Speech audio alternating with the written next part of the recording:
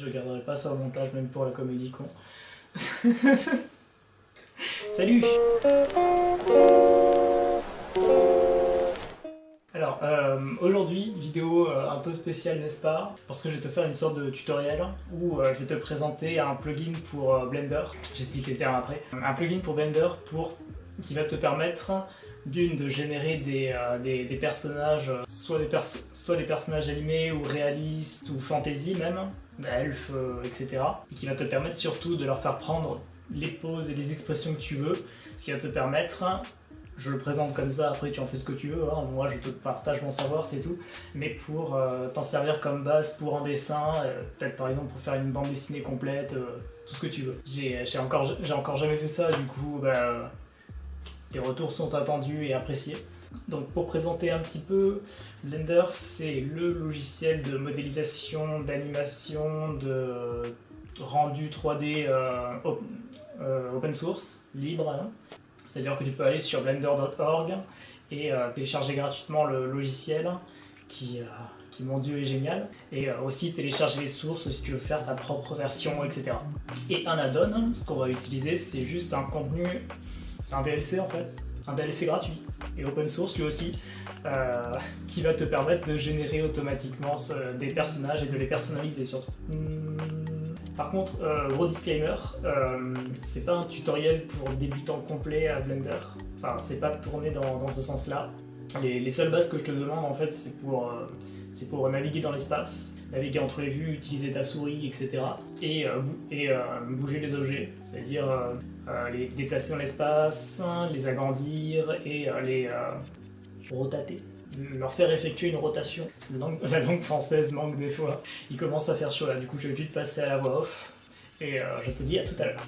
Alors là on passe en voix off. J'ai rapproché... En fait j'ai pas de micro de qualité en dehors du micro intégré de ma caméra, du coup j'utilise ma caméra comme micro. Et voilà, là j'ai rapproché pour les besoins.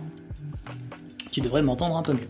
Donc première chose, le plugin, le DLC comme je te l'ai présenté, il s'appelle Manuel Bastioni. Tu as les liens dans la description. J'ai pas d'image directement du site, mais voilà, tu devrais trouver un onglet Download, enfin un endroit qui te permettra de télécharger la dernière version du plugin. Une fois que c'est fait, tu peux ouvrir ton Blender. Alors si tu es complet débutant et que tu essaies quand même de voir le tutoriel, je t'ai mis le lien pour télécharger Blender, ou au moins l'essayer, démarrer, essayer de suivre. Je te dis bon courage et voilà, tout est en description. Alors première chose, du coup, on va aller chercher le plugin que tu viens de télécharger. On va dans File, User Preferences, voilà, User Préférences. On va rester comme ça parce que sinon ça va pas le faire du tout l'accent. Dans l'onglet Add-on, là tu cliques sur Add from File. Là tu cherches ton plugin et tu as juste à appuyer sur ce bouton pour valider. Alors pour vérifier que tout est en place, tu peux chercher Manu dans la barre de recherche. Et pour que le plugin soit activé, il faut cocher la case. Voilà. Là tu peux voir le numéro de ta version, etc. Tu fais Save User Preference et tu peux fermer. Voilà. Retour sur la fenêtre de vue 3D. Dans le menu sur ta gauche que tu peux faire apparaître et disparaître avec T, tu vois qu'il y a un nouvel onglet qui s'appelle du coup Manuel Bastioni. Et de là, tu as plusieurs types d'humanoïdes à sélectionner. Donc voilà, tu vois que c'est assez varié. Tu as du réaliste, hein, tu as bien sûr l'animé, c'est ce que je vais utiliser tout à l'heure. Mais tu as aussi de la fantasy avec des elfes ou des nains. Des nains qui sont disponibles que en mec. D'ailleurs, je ferai remarquer. Donc avant de cliquer sur le bouton pour valider, j'ai désactivé le Cycle Material, le matériel Cycle, n'est-ce pas, pour la simple et bonne raison que j'ai pas envie de faire des rendus chiadés, sachant que, parce que ça te le permet hein, de faire des rendus chiadés, c'est juste que je veux juste une base pour dessiner, du coup je remplacerai ensuite avec mes propres matériaux. Tu peux le laisser, c'est pas dramatique, c'est juste que tu vas avoir de la couleur lors du rendu. Alors pour les personnages d'animé, tu regarderas dans Character Library, tu peux régler aussi le phénotype, à savoir européen, asiatique et africain. Et maintenant qu'on a notre modèle de base, on va pouvoir le modifier. Alors je vais pas être exhaustif du tout, je t'invite à expérimenter, à chercher sur Google Trad si tu connais pas les différents noms, etc. Globalement c'est juste c'est comme quand tu modélises quelque chose sur les Sims, hein, tu joues avec les jauges et tu vois ce qui change. Donc déjà, tout en haut, tu as 3 jauges, la jauge d'âge, de masse et la teinte de peau. La teinte de peau, moi ça m'intéresse pas dans mon cas, mais voilà. Pour avoir une base un peu plus, on va dire, originale, quoique pour le personnage animé, honnêtement, ça changera pas beaucoup, tu peux utiliser le Random Generator, qui va te permettre de faire varier un peu ton modèle. Alors fais ça juste, je te conseille de faire ça juste au début parce que ça va l'abîmer en fait. Ça va forcément le changer et du coup tu perdras ce que tu as fait avant si tu es rentré dans les détails. Et ensuite c'est surtout dans Body, Face and Measurement Parameter que tu vas pouvoir customiser chaque petit détail. Et crois-moi, quand je parle de Sims, je déconne pas. Mais on est d'accord, l'interface est moins cool quand même. Genre par exemple, tu peux écarter les yeux si tu veux faire clanade, même si c'est un peu bizarre. Tu peux vraiment faire tout ce que tu veux, comme quand tu crées un personnage dans un RPG. Tu peux faire des trucs un peu bizarres aussi. Mais voilà, au moins ton personnage sera reconnaissable, on va dire. Et si jamais tu veux rétablir de base, alors en général la valeur par défaut c'est 0,5, mais tu peux faire un clic droit, Reset to Default Value, qui va te permettre de tout remettre en ordre. Tu as aussi un bouton tout en bas pour remettre tout par défaut. Alors, petite astuce aussi, si quand tu zoomes un peu trop, quand tu fais des détails par exemple, etc., tu commences à voir l'intérieur de la mâchoire de ton personnage, tu vas dans le menu N, celui sur ta droite normalement, l'onglet View, Clip, et tu mets Start au minimum. Je te conseille de faire pareil pour ta caméra.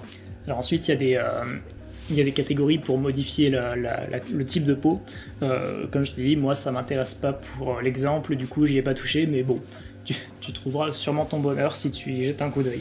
Alors voilà, du coup quand tu as fini, tu vas dans Finalize Tool et tu fais Finalize V et enfin voilà, j'ai évité de prononcer les boutons en anglais. Du coup, tu peux appuyer sur ce bouton, ça va t'enregistrer la texture et les backups. Ça peut être utile, mais alors dans mon cas, je l'ai fait, mais tu peux décocher Save Image and Backup Character pour éviter de faire ça. Et là, maintenant, tu attends. Alors voilà, j'ai fait un autre personnage pour lui tenir compagnie, pour avoir une interaction, tout ça, l'histoire. On va pouvoir commencer à changer la pose. Alors pour les poses, ça va être super facile. Même si ça peut te servir juste de base, il y en a plein qui sont déjà faites et je les trouve vachement cool. Et ensuite tu peux toujours personnaliser en modifiant l'armature avec le pose mode. Si tu sais pas comment faire, je t'invite à regarder un tutoriel, c'est pas très compliqué en soi, tu peux regarder ce que je fais. Là je m'en sers pour faire tourner la tête du personnage. Si tu veux voir l'armature à travers le modèle, tu vas dans cet onglet et tu coches X-Ray, voilà. Et je t'envoie sur d'autres tutos, mais tu peux aussi me poser des questions dans les commentaires, c'est pas grave.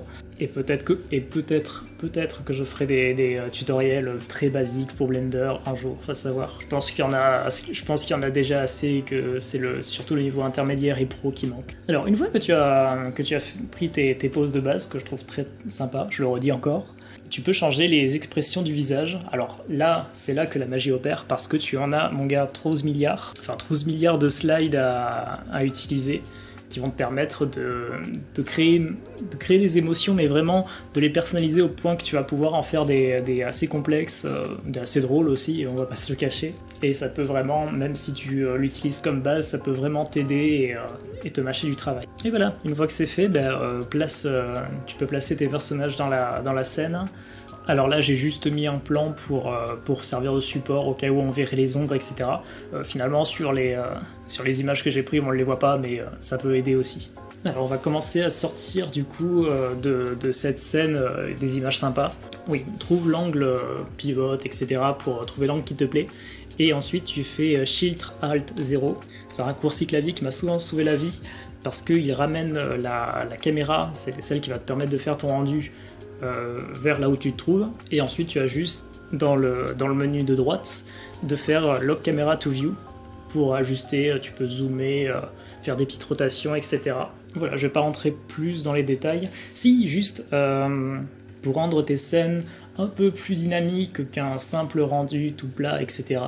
Et pour donner un effet que je trouve vachement cool, tu presses simultanément Shift Maj et tu fais tourner ta molette. Ça va te permettre en fait de faire tourner la caméra, si tu as toujours le Lock Camera to View activé, et ça rajoute beaucoup de dynamisme. Voilà, alors là, pour voir les ombres correctement, comme je le voulais en fait, Et encore, j'aurais pu arranger ça. J'ai remplacé les textures à la main. Alors si tu suis exactement ce que je fais et que tu veux avoir la même chose, c'est ça qu'il faut faire, écoute.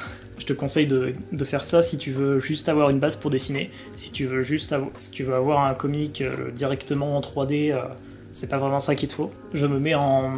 J'ai changé la vue pour Material pour pouvoir voir les ombres, sinon on les voit pas. J'ai activé aussi, je pense que tu devrais l'activer aussi, c'est pas le backface culling, c'est l'ambient occlusion, qui est juste un effet que j'adore. Tu peux régler quelques paramètres, mais le défaut, ça va. Ça va te permettre d'avoir plus de lisibilité quand tu vas dessiner par-dessus. N'oublie pas de régler la résolution dans l'onglet caméra ici, et de mettre à 100% pour avoir toute la qualité que tu mérites. Alors j'ai décidé de prendre la capture de la viewport, c'est-à-dire exactement ce que je vois, c'est ce que j'obtiendrai dans la fenêtre 3D. Pour ça, j'ai cliqué sur le rendu OpenGL. C'est le plus simple, le plus rapide, mais ça te donnera sûrement pas le meilleur résultat. Mais là, vu que je veux juste m'en servir comme base pour dessiner, tu l'auras bien compris, je m'entamponne un peu de la qualité. Voilà, il te suffit juste de faire Save Image As et de le mettre quelque part ailleurs que sur ton bureau si tu veux être plus organisé que moi. Et voilà, il suffit juste d'ouvrir ton logiciel préféré et de dessiner, écoute, dessiner par-dessus comme si tu avais en fait le croquis,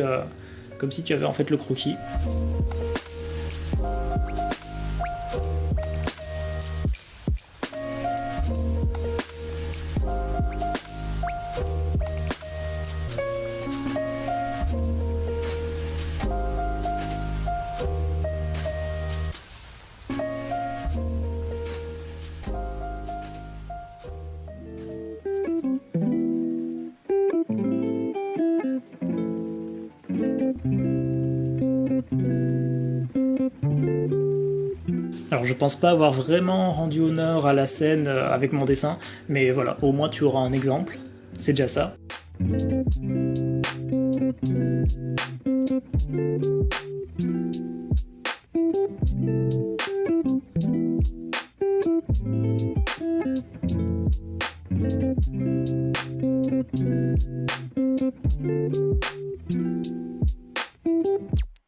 J'ai pas colorisé parce que la flemme, mais par contre j'ai juste marqué les ombres. Tu vois que je me suis aidé avec les ombres du rendu. Il y aurait eu un moyen pour les mettre plus clairs et me faciliter un peu la tâche, mais c'est déjà assez de la triche comme ça, alors on va pas chapoter. Alors pendant que je suis en train de dessiner, j'ai pas tout montré dans cette vidéo, histoire que ça soit genre digeste pour toi, et que tu comprennes juste le principe plutôt que tu sois inondé de détails un peu inutiles, du moins pas essentiels, voilà, c'est ça que je voulais dire. Je le répète encore une fois, j'ai répété beaucoup, mais si tu as des questions, je suis pas loin.